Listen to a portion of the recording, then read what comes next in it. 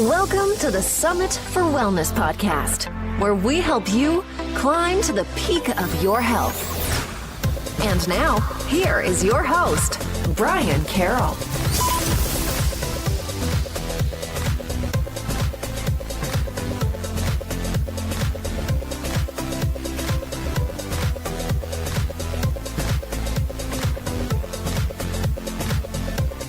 Welcome to episode 31 of the Summit for Wellness podcast. I am your host, Brian Carroll, and today's episode is brought to you by tickreport.com. Now, I am not a direct affiliate with them, but I do think tick testing centers are important, especially for the topic that we will be discussing today, which is Lyme disease. And typically, we contract Lyme disease from little buggers like ticks. So these testing facilities allow you to send in a tick if you find one on your body, and they can test it to see what kind of pathogens they are carrying.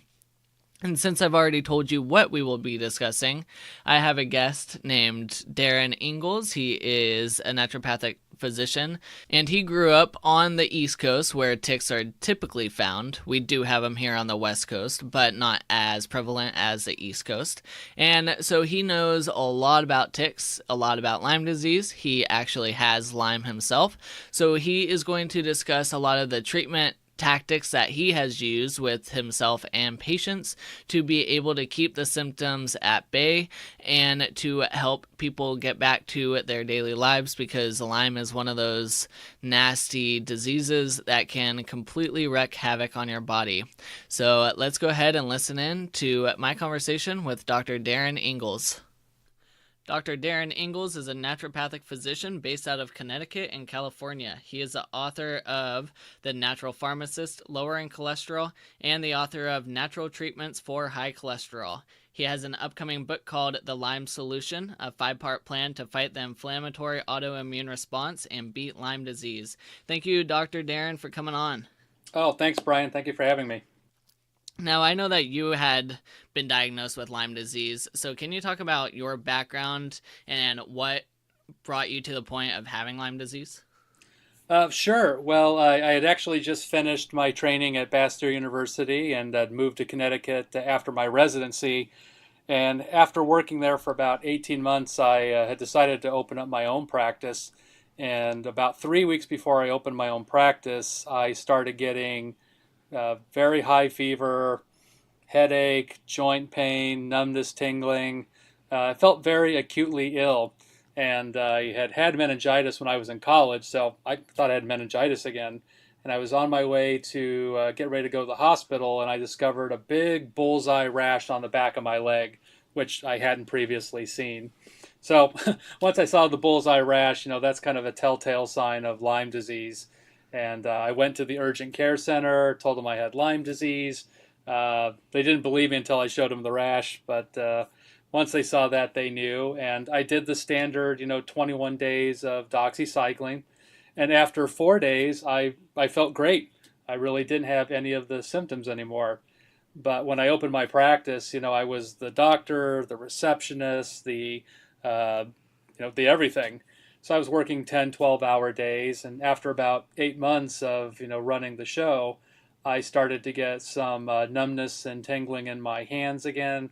I started to get back pain again, and I knew that I was basically relapsing. And this is, the dead of winter in Connecticut, so we don't typically have a lot of ticks at that time of year. So, I knew I was relapsing, and I started treatment again, and this time it didn't work. And after 21 more days of doxycycline, and I had no improvement, I switched antibiotics to something different, and that didn't work. And really spent the next, 7 to 8 months of trying various antibiotic regimens that didn't help me at all. And in fact, I felt worse and worse. It started to have an impact on my gut function. I was in pain every day. I wasn't, my energy was terrible.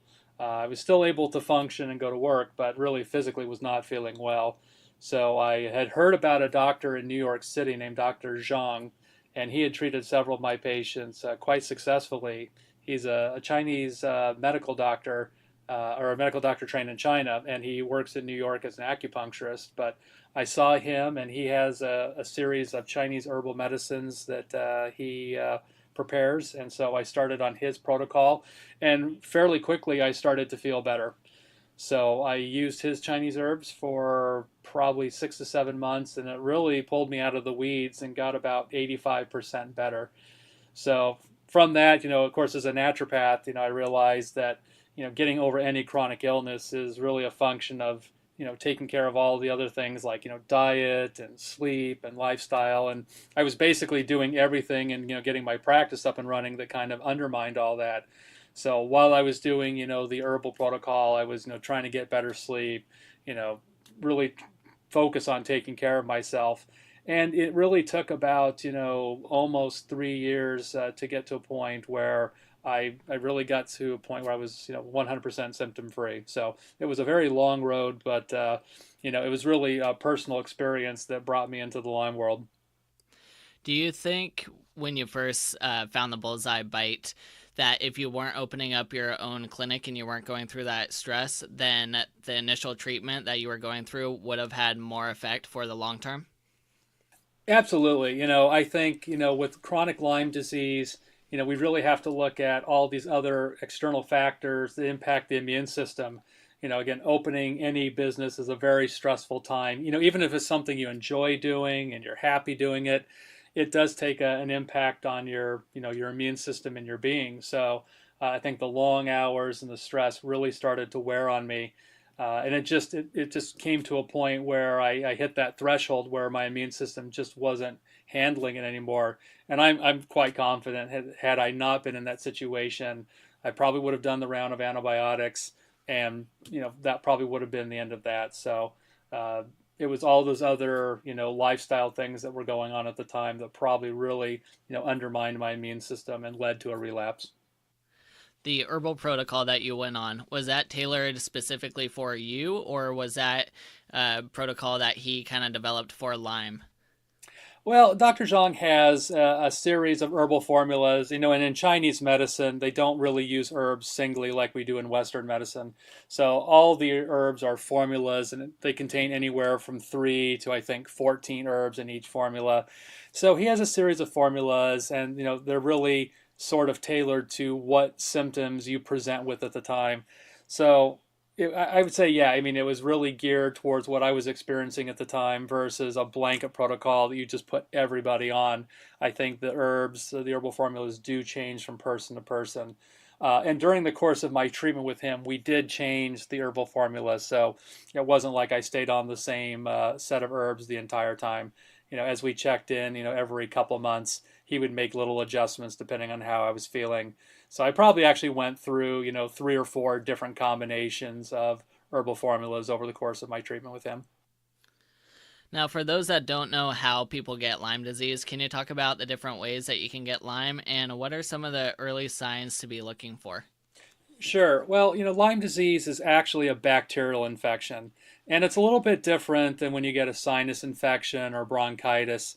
Uh, Lyme disease is generally transmitted through a tick bite, and the tick bites you, and then when it injects its saliva under your skin, it carries this bacteria called Borrelia, and there are several strains of Borrelia that are known to cause Lyme disease. And then once it gets into your bloodstream, it circulates throughout your body, and that triggers this immune reaction, which then can cause really a lot of different symptoms. In fact, if you look at Lyme disease, there's been actually over 100 different symptoms associated with Lyme. But in acute Lyme disease, what we typically see is headache, we see joint pain, and particularly low back pain is very common. You can get numbness and tingling in your hands, your feet, sometimes your face. You can feel very, very fatigued and tired. You can experience what's called Bell's palsy, where you get sort of paralysis on one half of your face. And of course, the classic symptom is this bullseye rash. They call it erythema migrans. That's the technical name for it. But if you look at the rash itself, it looks like a target or a bullseye. You can also get swollen lymph nodes, swollen glands. And sometimes people complain of sort of, what we call brain fog or memory problems. So those are some of the classic symptoms we see in acute Lyme. As it progresses into more what we call chronic Lyme, you can still see those same kind of symptoms, but we tend to see more neurological symptoms if it's been there for a longer period of time. So we'll hear about, balance problems, coordination problems. People complain that they feel clumsy. People will feel like that their handwriting has changed. Again, the brain fog tends to get a little bit worse. Memory issues where, you forget people's names, you forget where you put your car keys. All of that tends to be very common in chronic Lyme. And in some cases, can be very debilitating for people. It can affect the nervous system to a point where you can have difficulty walking. Some people do end up in wheelchairs as the extreme. But fortunately, that degree is somewhat rare. But again, there's really over 100 symptoms associated with Lyme. So, what I tell people is when you've got this sort of chronic constellation of these symptoms and you've ruled out everything else, it's definitely worth, taking a look at Lyme and seeing if that's part of the problem. So with ticks, typically they burrow themselves into your skin. So after a tick burrows itself, is there a certain time frame that you're still in the safe zone if you remove the tick, or is it once they bite you, then you're extremely prone to developing Lyme? That's a great question, and it's a bit controversial. I think the standard public health department statement is that, the tick has to be on your skin probably for at least 24 hours or longer to transmit Lyme disease. I think the research has been pretty clear that that's not true and that it's probably far less. And I should qualify, when we talk about Lyme disease, when you get bit by a tick that carries Lyme, these ticks can actually carry a lot of other organisms as well. So there's other bacteria, other viruses that can be transmitted through that tick bite. So sometimes when you feel symptomatic, it may not be Lyme. It may be Lyme with another organism or another organism by itself. So I just think it's important when people are thinking about tick bites and the kind of things you can get, it really extends beyond just, Lyme itself. But yeah, so once you get bit by that tick, we don't really know what that time frame is. I think there's been some evidence that it could be as little as 6 hours, and we certainly know with some of these co-infections that time frame's even shorter. So there probably really is no safe time of having a tick on you, but certainly if you ever see a tick on you, you want to remove it as quickly as possible. There's a lab down in California that you can send the tick in to be tested for Lyme. Would it be testing for the other diseases that ticks can carry as well, or is it just specifically Lyme? No, typically if someone brings a tick in that they pulled off their body, we go ahead and we test it for Lyme and all of the co-infections just to, rule out the possibility that tick might be carrying some other disease. Are there any other little critters that can carry Lyme, or is ticks the only resource? Ticks are definitely the lion's share of where people get Lyme, but there is some evidence out of Europe that mosquitoes can potentially transmit Lyme, and there's at least one study I've read that suggests that fleas may also carry Lyme. So, it makes sense in a lot of ways that anything that's able to transmit blood has that potential capacity. I've seen people who live in areas that are not endemic to Lyme. They don't really have the kind of ticks that we think of that typically transmit Lyme, and yet they get Lyme disease. So, there may be other vectors that we really haven't identified yet, but definitely, the deer tick is the one that we know is the most common. But again, I think there's some pretty good evidence that there are other insects that may be responsible for transmitting Lyme as well. And you and I talked before that the East Coast was where most ticks were found and where Lyme disease was the most prevalent. But now we're starting to see it a lot more on the West Coast. Can you talk about why that may be? Yeah, Lyme disease is actually named after my home state there. It's named after Lyme, Connecticut. And what happened back in the late 70s is there was a group of children that developed what's called juvenile rheumatoid arthritis. And it's a somewhat rare condition in children, yet there was a cluster of kids that had this condition, which was just unusual for the area. So they started investigating it, and it actually took several years for them to identify that there was this bacteria that was causing the condition. So since the cluster of children lived in a town called Lyme, Connecticut, it sort of became known as Lyme disease. So that's where it originally came from. And the first bacteria that was identified was called Borrelia burgdorferi. We've now learned since then that there are many other strains of Borrelia that can cause Lyme disease. And as you go around the world, the strain does change. So what we see here on the West Coast, about half of it is now called Borrelia miyamotoi. If you go to Europe, they've got completely different strains. So there's a definite geographic change in the strain, from area to area. One of the biggest factors that we think is causing this increase in Lyme disease and really other diseases that are transmitted by insects is climate change.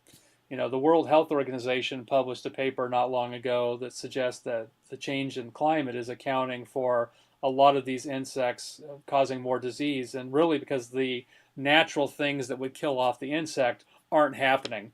The warmer climate, the ticks, will die off in the dead of winter, but if we have warm winters, they don't die off and that population explodes. And in the case of mosquitoes, they need water to reproduce. So the more moisture and water that's around, they're able to reproduce. So when you start putting all these, factors together in changes in climate, it makes a lot of sense that, this population of ticks kind of explodes. In addition to that, we know that a lot of the natural predators that would eat the ticks, they're not as prevalent as they used to be. So if you consider the lack of the natural predator and the population's able to expand, the net effect is that we just, see more and more Lyme being spread, certainly throughout the United States, than we did, even a decade ago. A lot of people are being diagnosed right now with Lyme disease, and a lot of people that have been battling their own health issues for a long time are now finally being diagnosed with Lyme disease, and for a long time they were being misdiagnosed with other diseases. Why did it take so long for us to start coming up with a diagnosis that it's Lyme and not these other issues? Well, again, that's a great question. We have let me backtrack. Lyme disease, they call the great imitator or the great mimic. It looks like a lot of other illnesses. So I think the lack of diagnosis in many cases is that the symptoms are vague in many cases, and they look like a lot of other different things. So depending on where you live in the world, again, if you live in Connecticut and you complain of headache and joint pain and fatigue, your doctor is probably likely to test you for Lyme disease. But if you live in Texas, where they don't really think of Lyme disease there, your doctor is probably likely to look at mono or some other infection or some other autoimmune disease. And so I think the lack of awareness that Lyme looks like a lot of different things sort of leads doctors or other healthcare providers to not look for it. That's one of the things. And then the testing itself has a lot of problems. We always like any test that you do to be really sensitive and very specific, which means, if you actually have the disease, what's the likely that test is going to pick it up? And, my background before I was a doctor is I was a microbiologist. I used to do lab testing. And in the lab, a good lab test will be at least 95% sensitive, which means if you have the disease, the test is likely to pick it up. Well, the research suggests that the Lyme test that's used out there is probably only about 43% sensitive. So it doesn't even pick up half the people who actually have the disease. And in the lab world, that's a terrible test. It's not picking up the people that you're trying to pick up. And even then, that test is really only designed for people that have acute Lyme disease. So if you got bit by a tick and, several months or years pass before you even become symptomatic, the likelihood of picking that up on the standard test goes down. So the combination of, poor sensitivity of the test itself, plus the perhaps unawareness of healthcare providers to even do the test, that combination often leads to people getting either misdiagnosed as having something completely different or, just not diagnosed at all. Why is the test so inaccurate? Is it because Lyme is a mimicker and it mimics so many other diseases, or is Lyme just a disease that they haven't put a whole lot of research and focus into, especially for testing purposes? Well, yeah, I don't think there's really been a lot of research, certainly from the testing standpoint. I mean, the test that we're using now is the same test that was developed, over 30 years ago. It really hasn't changed. So Yeah, there hasn't really been a lot of money dumped into advancing our understanding of Lyme. Part of the problem we run into, again, is because there are several different strains of Lyme. The testing would have to be developed in a way that looks at potentially all the strains. Now, in saying that, there is actually a lab that just started about a little less than a year ago that actually did identify a specific genetic sequence in the Borrelia organism that does look at all Borrelia strains. So I think that kind of test has a better capacity of identifying people who've had Lyme. But the Lyme test itself is an antibody test. And if you think about it, if you get bit by a tick that carries the Lyme organism, the appropriate immune response is that you'll make antibodies. So having antibodies by itself doesn't necessarily dictate that you have Lyme disease. All it suggests to us is that you've had exposure to the Lyme organism. And I'm sure there are people out there who get bit by a tick, their immune system does what it's supposed to do, it gets rid of the organism before it ever really causes symptoms, but they don't have Lyme disease. But if you look at their blood test, you'll see antibodies there. And some of the research suggests, that antibodies can stay elevated for 20 years after exposure, even in people who've been treated. So it certainly doesn't become a very reliable marker in treatment to see how well you're doing. So we haven't found a great way to really identify the organism directly in the body. All the testing that's available right now is either done through antibody testing or done through what they call PCR testing, which stands for polymerase chain reaction. And again, this is a way that's just looking at small sequences in the genetic code that you can pick up in blood and urine and other body fluids. But it's not telling us the whole story about what's there, how much is there, how active it is. All it suggests is that there's been exposure. So we still have a gap in our knowledge on testing and finding better ways to help identify this bug. If someone with really poor health gets bit by a tick that's carrying Lyme disease and their immune system is suppressed, would that then prevent the body from creating the antibodies needed to fight the Lyme disease, and therefore the Lyme would take off and proliferate a lot faster? Absolutely. And this has been a problem for anybody who has either a genetic or an acquired immune deficiency, is that antibody testing as a whole really becomes worthless.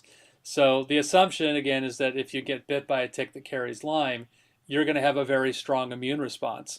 And while that may be the case for a majority of people, it certainly isn't the case for all the people. So anyone whose immune system might be compromised, if they're on any kind of medication that suppresses their immune system, like steroids, it's highly likely that your antibody tests are going to look negative just because you don't make the proper immune response.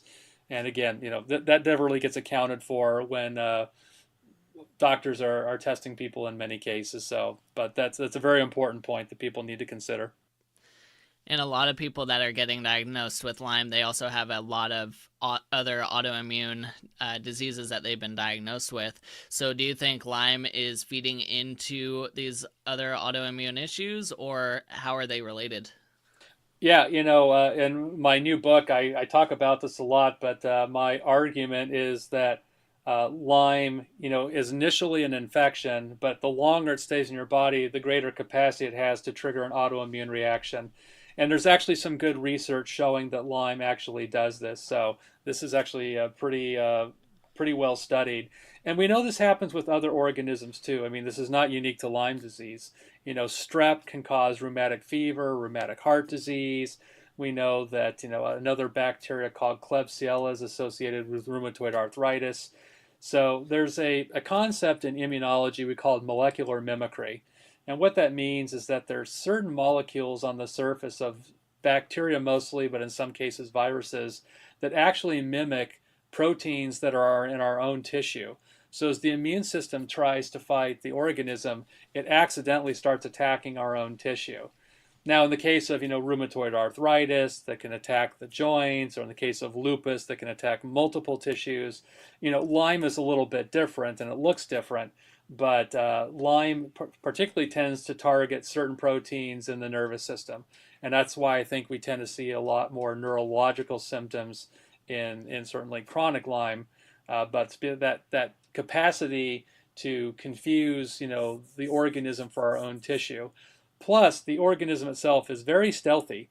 It has the ability to burrow into a lot of different tissues, and I think that sensitizes that tissue to the organism.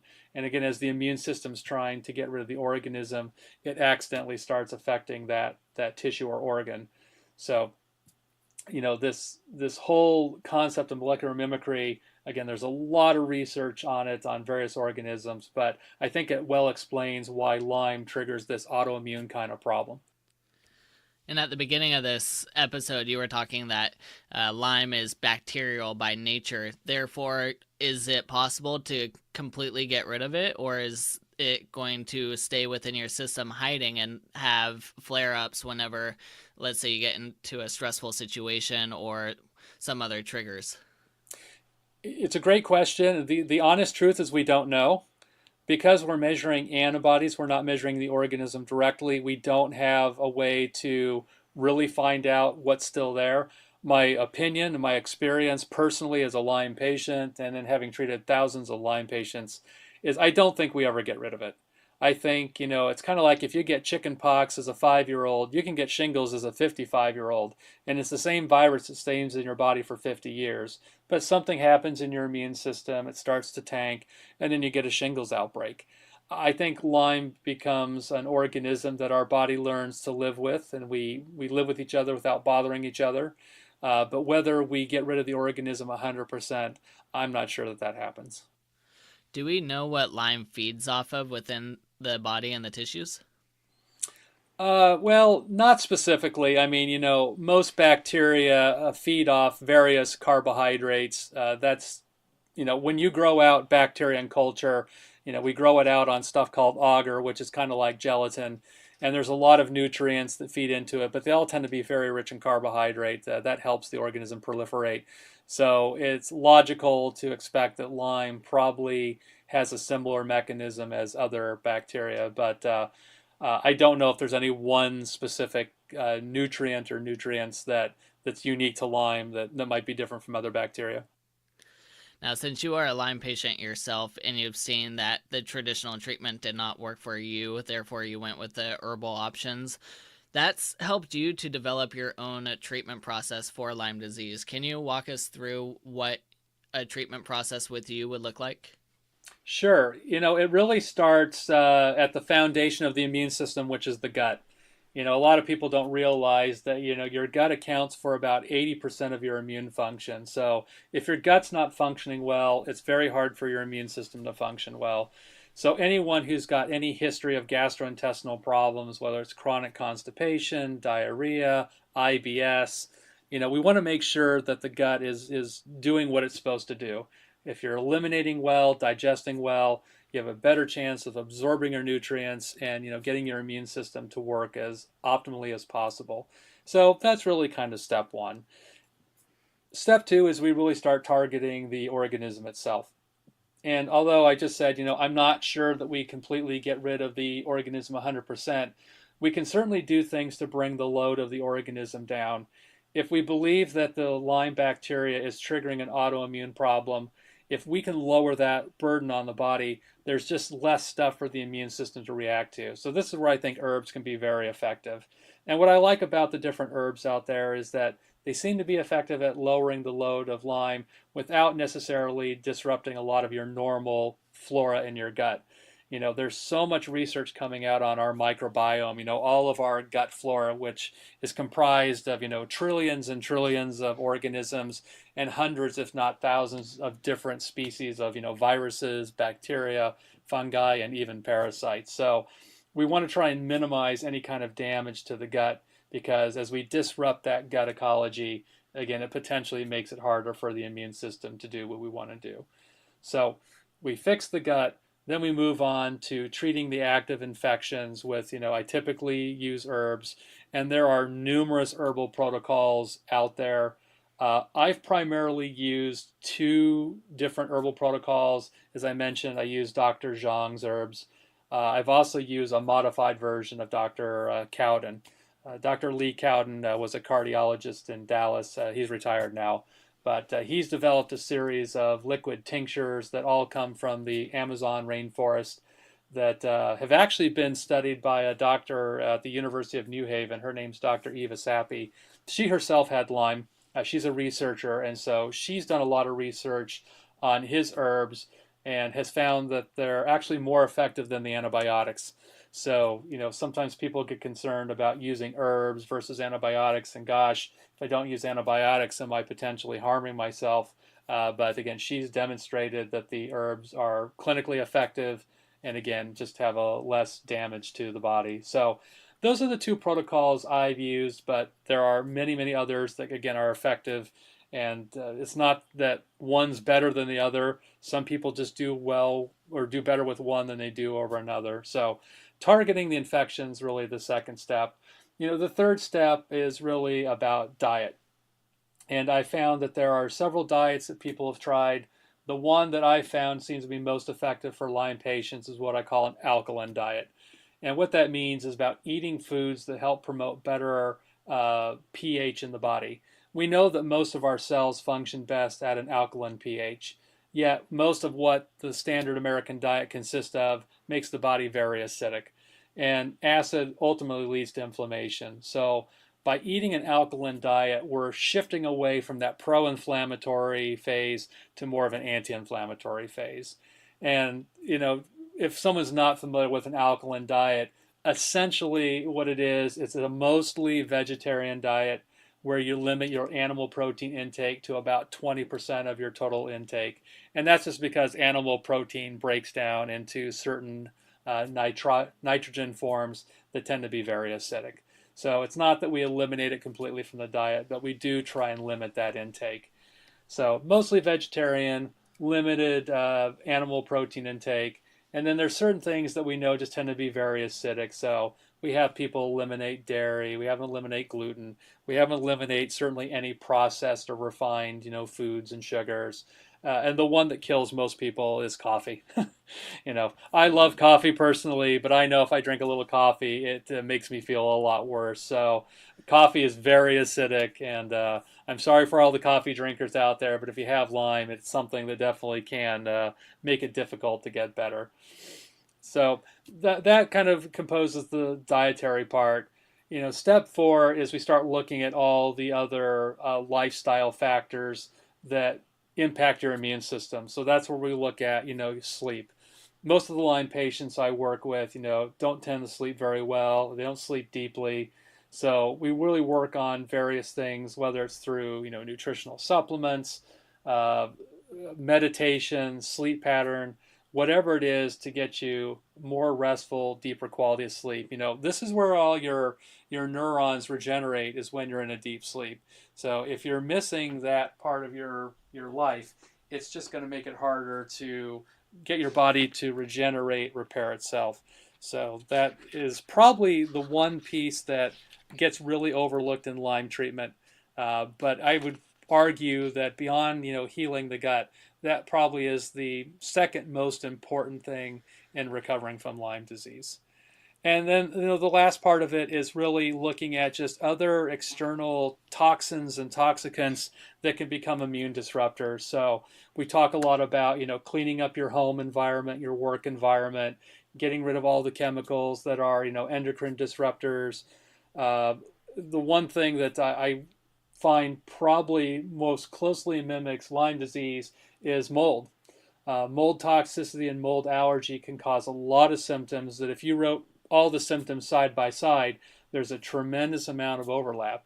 And, me living in Connecticut and you living in Seattle, we're both in areas where there's just a ton of mold. And many people who have mold exposure are unaware of it. So we talk a lot about, getting your home environment tested for mold, sometimes, testing you to find out if you have mold allergy. And the difference for people who don't know, mold toxicity is there are certain molds that secrete what are called mycotoxins that when you breathe them in, they can directly damage your nervous system and your respiratory tract, where mold allergy is an immune reaction to mold spores. So they're different mechanisms, but the end result is that, again, it can make you feel tired, it can give you headaches, it can cause inflammation, it can cause brain fog.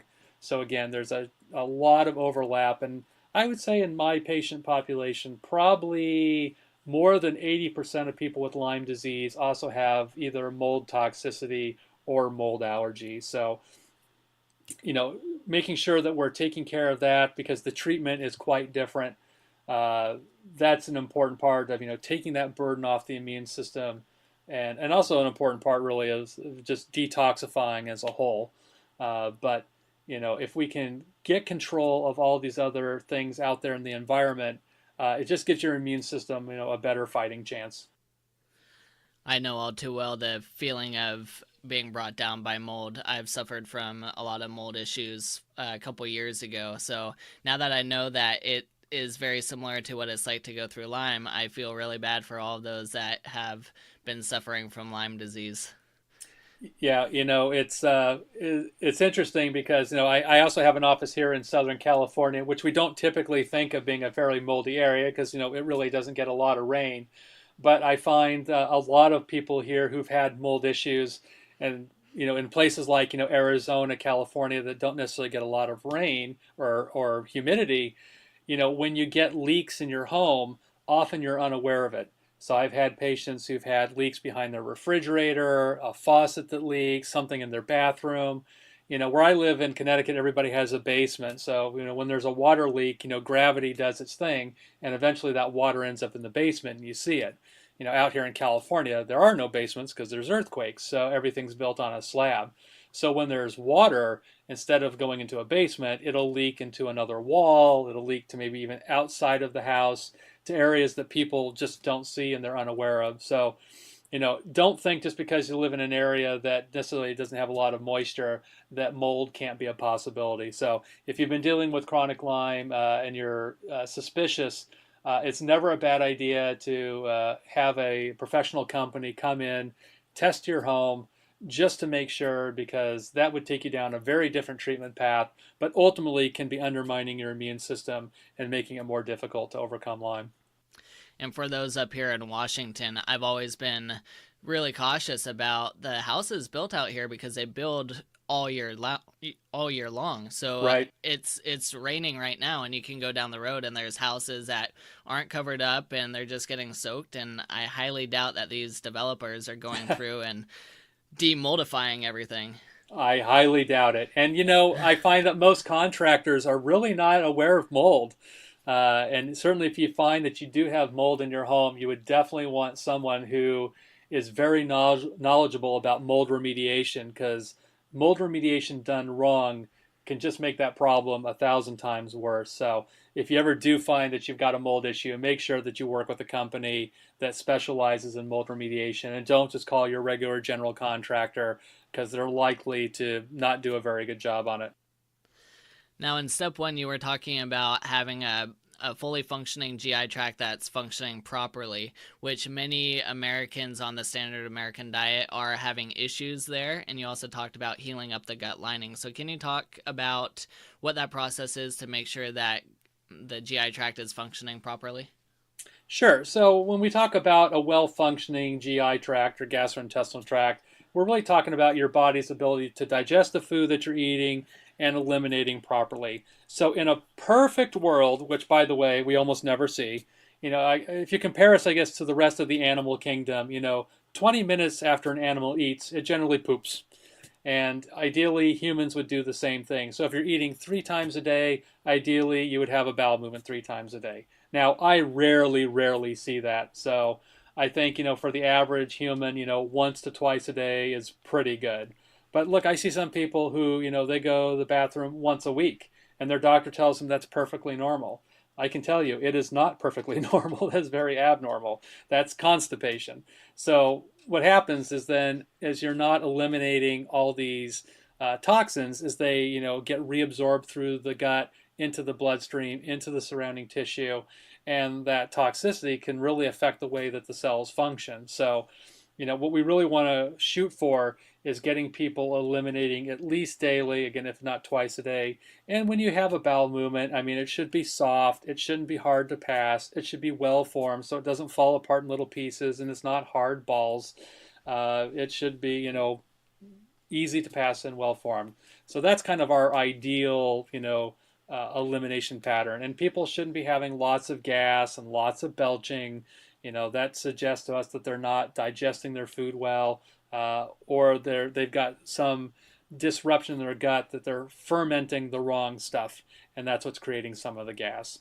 So again, in a perfect world, there's no gas, there's no bloating. You eat your food, you eliminate, once or twice a day, and that's a pretty good indication that your digestive tract is working well.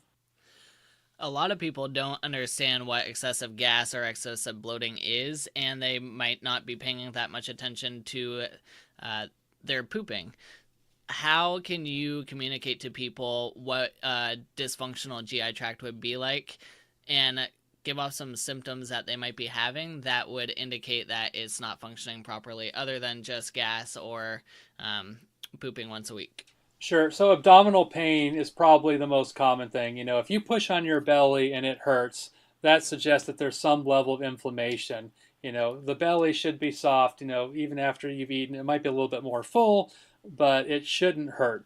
So when people complain about chronic abdominal pain, chronic cramping, particularly when they have a bowel movement, again, stool that's difficult to pass, nausea, people who vomit repeatedly, all of that can be signs that something in your gut isn't functioning well. Great.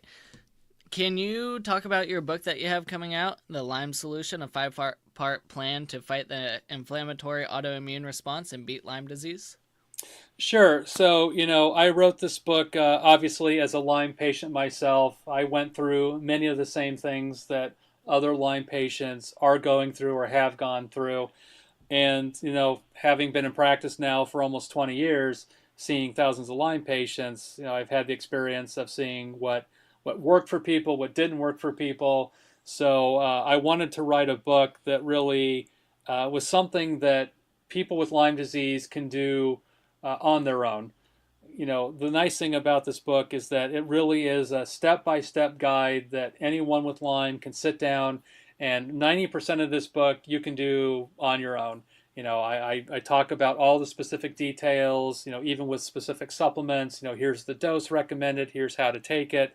I've only got really one chapter in the book about therapies that I use that really need to be medically supervised, and so you'll need a doctor for those specific therapies. But really, the book itself is, as I mentioned earlier, it's that 5 steps on diet, gut health, different herbal protocols to treat your Lyme, dealing with your home environment, including mold and toxins, how to exercise when you're completely exhausted, how to get better sleep. So I really wanted this to be a nice tool bag that anyone with Lyme can pick up, thumb through, and get some very clear guidance on how to get over Lyme, because this is what worked for me. This is how I got over my Lyme, and I think this is what can help other people have similar success. When and where can the book be found? So the book officially comes out on March 27th of this year, 2018. It is available online for pre-order, so you can go to your favorite online retailer. You can go to Amazon. You can go to Barnes & Noble. All of the big online retailers have the book available for pre-order. If you go to our website, which is dariningelsnd.com, we also have information about the book. You can check it out there. But yeah, it's available for pre-order now. And I'll have all those links on my show notes so that people have direct access straight to the waitlist for the Lyme Solution book. Where else can people find you on the internet? Yeah, so my website is the best place, and as I mentioned, it's Darin Ingels, ND, and my name is DarinIngelsND.com. And we'd love for people to sign up to follow us. We send out regular newsletters. I've got a lot of information about Lyme disease and immune function. So we'd love for people to follow us on our various social media platforms, because we want to be there to help everybody get through their journey. I've actually got a private Facebook group that's going to be starting very soon, so people will be able to sign up for that, and we'll have a lot more direct interaction, and I'll be active on that, answering questions, so that for people who have specific questions or comments, I'll be happy to help answer those. Awesome. And what social media channels do you have? I'm guessing Facebook, and what else? We have Facebook, Instagram. I have a YouTube channel that's launching very shortly. We're on Pinterest.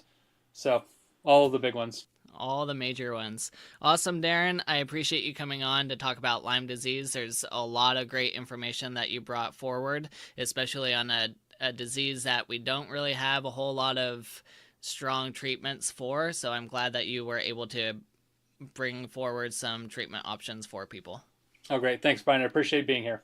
For many of you outdoor folks like myself, contracting Lyme disease is a very real issue, and that's why I want to let you guys know of some places to get the ticks tested. So if you're out and about outside and you find a tick on yourself, one of the best things you can do is to remove the tick and send it to one of these labs to see if it has Lyme. Now, it's not 100% accurate as we heard, but at least it gives you some ideas whether there is a potential chance that you contracted Lyme or other pathogens, and that way you know how to start treating yourself right away. Now, if you enjoyed this episode, I would really appreciate you going to iTunes and leaving us a rating and review. Those really do help us to get out in front of more people. So if you go to summitforwellness.com/iTunes, that will take you right to the page to leave us a rating and review. And we will see you next time.